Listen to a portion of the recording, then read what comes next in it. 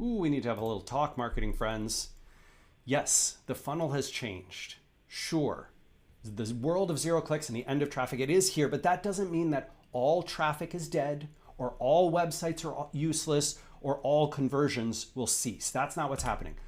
Let's go back in time. I'm going to use this example of French florists. They do really lovely, beautiful customized flower deliveries, work with a bunch of high quality local florists. And I don't actually know whether they delivered to Ohio in 2012, but that's the example I'm going to use. So back then, Google was sending them maybe 10,000 searches each day. And social networks were sending another 3,000. Because remember, you used to be able to get traffic from social networks. And no one was getting answers from AI. If they wanted to figure out, what to send their mom for Mother's Day, they had to go to the website. They had to browse around and look around and get inspired by things that happened on the site. But in 2025, 13 years later, that's not how it works, right? People are going to Google and saying, does French florist deliver to Ohio? What? I don't have to go to the site and click around the contact and about and delivery details. I just like asking Google. And I don't have to go and get inspired by ideas on their website. I follow them on Instagram. They have like 10,000 followers on Instagram, right? Who see their posts. And so they're like, ooh, I like this particular flower set. Lots of views, no traffic.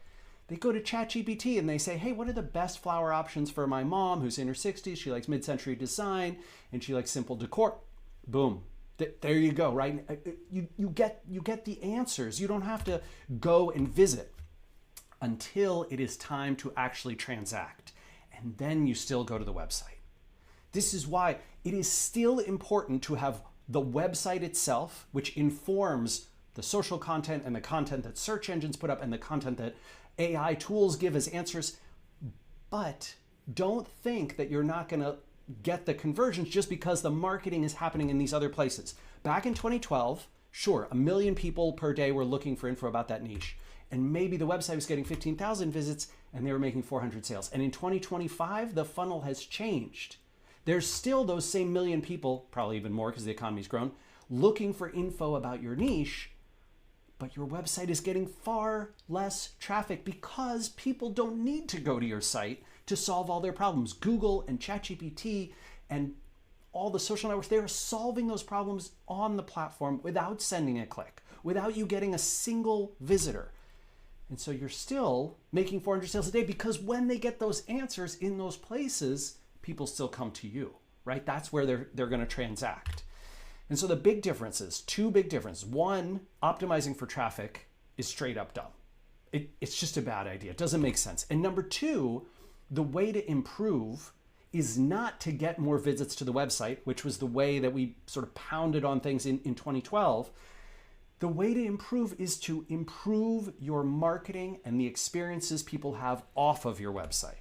So if I see a search like what are the best options for high quality flower deliveries in Ohio, I want to change that search. I want to get more people searching for my brand, right? Not just asking generic questions. I'm trying to influence the searches. I want to show up in this Reddit thread, or I want the Reddit threads that say nice things about me to be the ones that show up there, which again is a different kind of SEO than getting traffic to my own site. And I want Google to include my brand in these people also ask results or whatever is showing up on the search results.